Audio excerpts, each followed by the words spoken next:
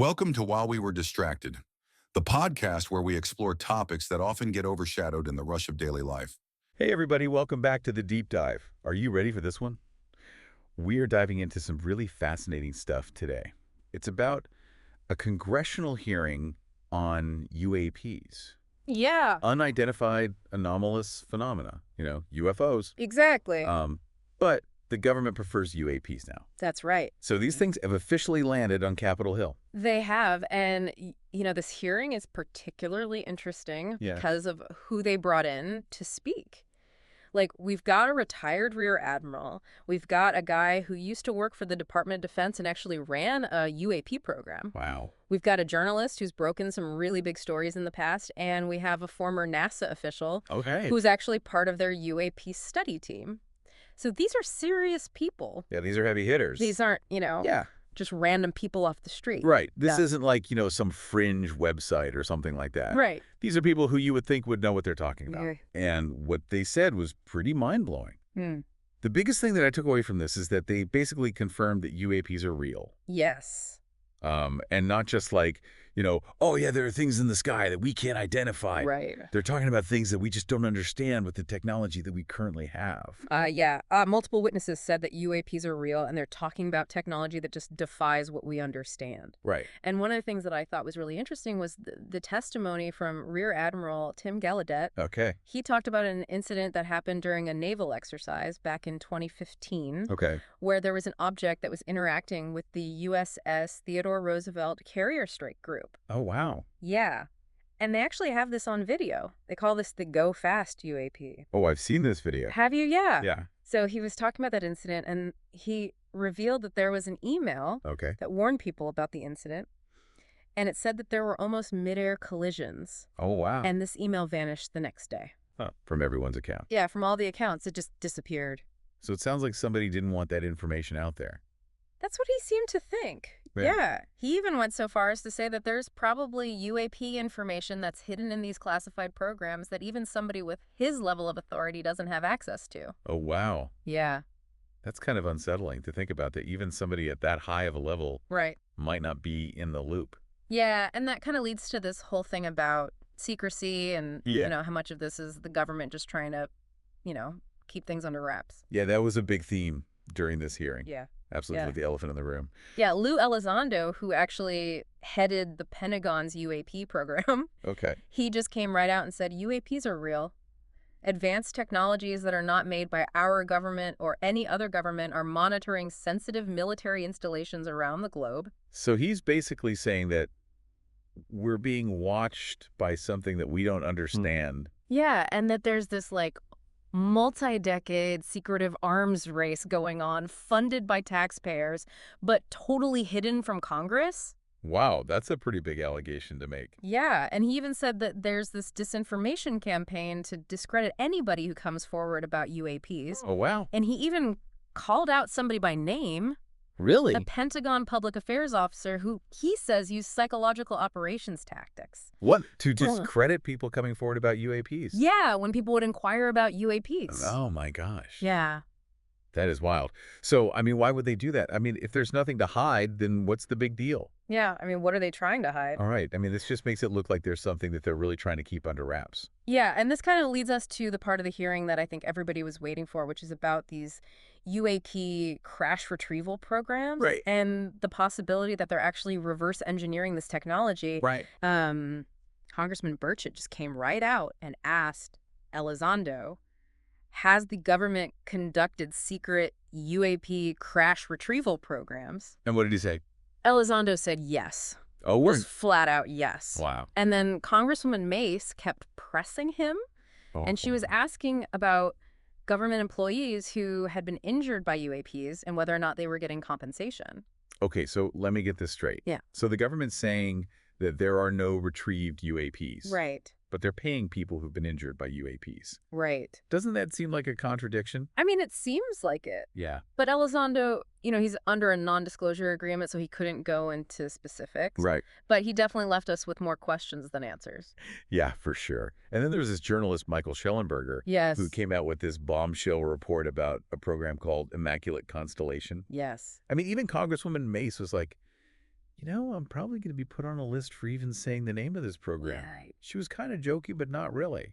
Yeah, I mean, it does make you wonder. All right. So Schellenberger is saying that he got this information about Immaculate Constellation from a whistleblower. Okay. And he says that it's this super classified program that's totally off the books. It's called an Unacknowledged Special Access Program, or USAP. Okay. And they're the ones that are supposed to be documenting UAPs and collecting high-quality imagery. Okay, so that's a big deal. Yeah, I mean, USAPs are basically black budget programs. They operate outside of the normal congressional oversight. So they can do whatever they want. Pretty much, yeah. It's really hard to get any information about them. Okay, so that's why this Immaculate Constellation thing is such a big deal. Right. And Schellenberger says that he has multiple sources for this story, Wow. all current or former government employees. So it's not like he's just making this up. And he even gave Congress a document detailing the program's existence. Yes, it's like a 12-page report. Wow. And it's actually part of the congressional record now. That's crazy. So how can they deny this if it's in the congressional record? Right. So what else does this report say? Well, there's some pretty wild stuff in there. Like, there's a story about these orbs that force an F-22 to leave its patrol area. Really? Yeah. And then there's another one about a sphere that was rapidly descending near a Navy aircraft carrier. Oh my gosh. And they even have high-definition footage of an orb emerging from the ocean. Are you serious? Yeah, it's crazy. That sounds like something out of a movie. I know. And this all kind of ties into what John Greenwald's been seeing. Okay, so who's John Greenwald? He's a really well-known researcher who uses the Freedom of Information Act, or FOIA, Okay, which is how you request access to government records. got it. And he says that the government is pushing back harder and harder when it comes to UAP-related FOIA requests. Really? Yeah. So they're making it harder to get information? Yeah, exactly. I mean, he's seen it all from heavily redacted documents to outright denials. So they're just trying to stonewall any kind of investigation into this? It seems that way. Yeah, that just Yeah. makes it look even more suspicious. Right. I mean, why are they so afraid of us knowing about this stuff? Right. It just makes you wonder. It does. So with all this talk about secrecy and cover-ups, it's almost like we're getting lost in the weeds a little bit. Yeah. And it's important to remember that there's another side to this coin, and that's the need for more civilian reporting Right. and the role that NASA could play in all this. Yeah, that was something that really stood out to me. Yeah, Michael Goals, who we talked about earlier, the former NASA official, All right. he was saying that we need to get rid of the stigma around UAP sightings Sure. and encourage people like civilian and commercial pilots to come forward with their experiences. Right, because they're often the ones that are seeing this stuff. Exactly. And he had this idea of using NASA's existing Aviation Safety Reporting System, or ASRS, Okay. as a way for pilots to report UAP sightings confidentially. Oh, wow, that's really smart. Yeah, because they wouldn't be punished for it. Right, because right now, a lot of pilots are afraid to come forward because they're worried about their jobs. Yeah, so this could really change things. Yeah, and there's actually a bill in Congress right now called the Safe Airspace for Americans Act Oh, wow. that would create a safe reporting process for civilian pilots. That's awesome. Yeah. So it seems like some lawmakers are starting to take this seriously. Yeah, that's great to hear. Yeah. So it's not all doom and gloom. No, not at all. But it's important to remember that this isn't just some academic exercise. Right. There are some serious stakes involved here. Yeah. Like what? Well, for one thing, there's national security. Right. I mean, Congressman Timmons was saying that UAPs could potentially target critical infrastructure like nuclear facilities. Oh, wow. Yeah, that's a pretty scary thought. Yeah, that's right out of a movie. Right. And then there's the whole issue of technological breakthroughs. I mean, if we can figure out how these UAPs work, Yeah. that could revolutionize everything. Right. I mean, imagine the implications for energy, transportation, communication. I mean, the possibilities are endless. Exactly. And then there's the whole issue of public trust. I mean, when the government is so secretive about this stuff, Right. it makes people wonder what they're hiding. Yeah, and that erodes trust in the government. Exactly. And that can have all sorts of negative consequences. Right. I mean, it can lead to all sorts of social and political problems. Absolutely. So it's a really complex issue with a lot of different angles. It is, yeah. It's hard to know what to make of all this. I know. The hearing definitely raised more questions than answers. Yeah, but it definitely solidified the need for transparency. Absolutely. We need to know what's going on. Right. I mean, this is a big deal, and we deserve to know the truth. Exactly. Well, this has been a really fascinating deep dive. It has. And I feel like we've learned a lot, but there's still so much more to explore. Oh, yeah. We're just getting started. So stay tuned for part 2 of our deep dive into the Congressional UAP hearing. We'll be back after a short break. Welcome back. So before the break, we were talking about how the government needs to be more transparent when it comes to UAPs. And several of the lawmakers at the hearing actually agreed. Oh, really? Yeah, like Congressman Biggs, he said that all this overclassification is actually preventing scientists from making progress. Yeah, that makes sense. Mm. I mean, if nobody's allowed to talk about it or share information, then how are we supposed to learn anything? Exactly. And, this ties into what Michael Gold was saying about NASA. Oh, yeah? How he suggested that NASA could analyze all their old data and see if there's anything in there about UAPs. Yeah, like we might already have a bunch of information that we just haven't looked at. Right. And then you've got the national security risks that these things pose. Yeah, that's a big concern. Congressman Timmons brought that up. He was worried that UAPs could be targeting important infrastructure. Like what kind of infrastructure? Well, he specifically mentioned nuclear facilities. Oh, wow. Yeah. I mean, that's a pretty scary thought. Yeah, imagine if something like that happened. And then you've got Congressman Ogles. Okay. He was worried about this technology falling into the wrong hands. Like what if some other country got their hands on it before we did? Yeah, that would be bad. Or even worse, what if it fell into the hands of terrorists or something? Oh, my God. I mean, it sounds like something out of a movie. Yeah, seriously. But it just goes to show how serious this is. Right. I mean, we don't even know what these things are or where they come from. Exactly. And that brings us back to what Elizondo was saying about the arms race. Oh, yeah. What was that all about? Well, he was claiming that there's been this secret arms race going on for decades. An arms race against what? That's the big question, isn't it? I mean, who are we racing against? Yeah, and what are we trying to build? I mean, if we take him at his word, it sounds like some people in the government believe that these UAPs are a threat. Right. And that we need to be prepared to defend ourselves. So basically they're trying to build weapons to fight off aliens? It kind of sounds that way, doesn't it? That's crazy. But it raises a whole bunch of ethical questions. Yeah, like who gets to decide what kind of weapons we build? Right. And what happens if we use them? Yeah. I mean, what if we accidentally start an interstellar war? It's a lot to think about.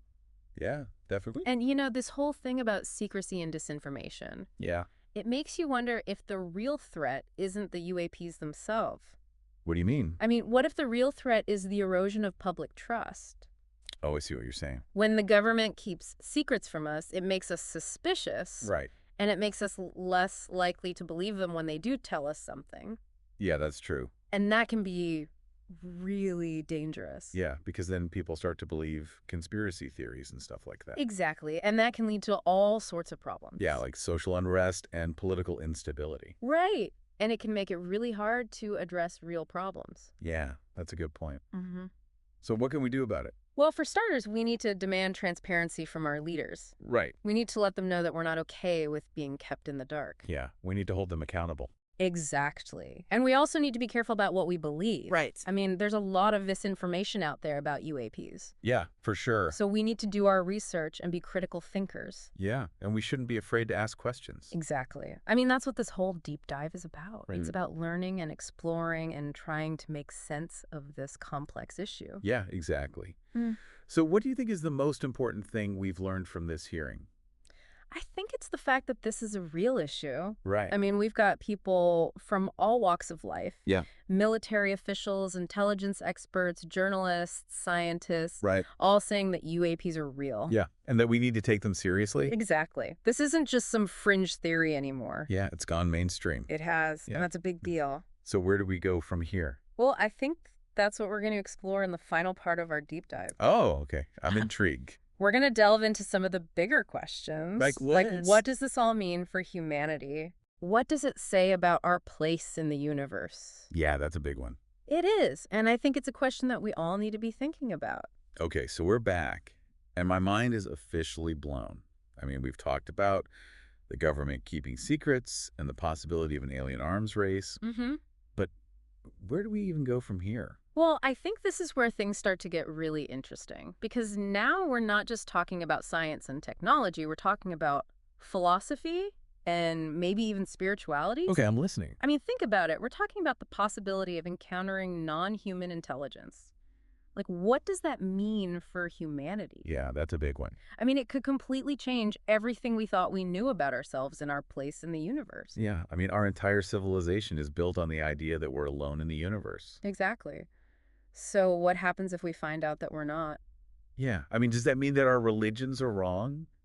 Are all our beliefs just a bunch of made-up stories? I mean, those are questions that people have been asking for centuries. Right. But now it's not just some theoretical debate anymore. Right, because we have actual evidence. Exactly. I mean, we're seeing things in the sky that we can't explain. Right, and people are coming forward with stories about encounters with these things. Exactly. So it's getting harder and harder to just dismiss it all as nonsense. Yeah, I mean, it feels like we're on the verge of something really big. I think so too. It's like we're standing at the edge of a new frontier. Yeah, it's exciting, but it's also kind of scary. I think that's a natural reaction. I mean, change can be scary. Yeah, especially when it's something this big. Right. I mean, it's like our whole worldview is being challenged. Yeah, I mean, makes you question everything you thought you knew. Exactly. You know, it's funny you mentioned Carl Sagan earlier, Yeah. because I was just thinking about that quote of his, "Somewhere something incredible is waiting to be known." Oh, yeah, that's a good one. And it feels like we're finally starting to uncover that something incredible. I think so too. And I think it's important to approach this with a sense of humility. What do you mean? Well, for too long, we've acted like we're the center of the universe. Right. Like we're the most important thing in existence. Yeah. But maybe that's not true. Yeah, maybe we're just a small part of something much bigger. Exactly. Yeah. And maybe encountering other forms of intelligence will help us to realize that. Yeah, I mean, it would definitely put things into perspective. It would. And it could lead to all sorts of amazing things. Like what? Well, for one thing, it could spark a new era of scientific discovery. Yeah, I mean, imagine what we could learn from a more advanced civilization. Exactly. And it could also lead to a renewed interest in space exploration. Yeah, I mean, if we know that there's other life out there, then maybe we'll be more motivated to go find it. Right. And it could even bring humanity together. What do you mean? Well, if we're all facing this shared mystery together, Yeah. then maybe we'll finally be able to put aside our differences and work together. Yeah, that would be amazing. It would. But of course, there are also risks. Yeah, or like what? Well, some people worry that contact with an alien civilization could be dangerous. Yeah, I mean, what if they're hostile? Exactly. And history has shown that when a more advanced civilization encounters a less advanced civilization, Yeah. it doesn't always end well for the less advanced civilization. Yeah, that's true. I mean, look what happened to the Native Americans when the Europeans arrived. Exactly. So we need to be careful. Yeah, we need to proceed with caution. And we need to approach this with respect. Right, I mean, we can't just assume that we're superior. Exactly. We need to be open to the possibility that they might be more advanced than us. Yeah, and that they might have something to teach us. Exactly. I think this is a huge opportunity for humanity. Yeah, I agree. It's a chance for us to learn and grow and evolve. Yeah, and maybe even become a better species. Exactly. So what do you think people should do if they're feeling overwhelmed by all this? Well, I think the most important thing is to stay curious. Yeah. Don't just shut down or ignore it. Right. Keep asking questions, keep learning, keep exploring. And don't be afraid to challenge conventional wisdom. Yeah, I mean, just because something's been believed for a long time Right. doesn't mean it's true. Exactly. So do your research think critically and come to your own conclusions? Well said. Well, I think that's a great place to wrap things up. It is. This has been an incredible deep dive, It has. and I feel like we've only just scratched the surface. We have. There's so much more to learn. But I think the most important thing we've learned is that we're not alone. I agree. And that's a pretty amazing thought. It is. So keep looking up, keep exploring, and keep asking questions. And who knows what we'll discover. Signing off. Don't forget to like and subscribe for the next episode on While We Were Distracted.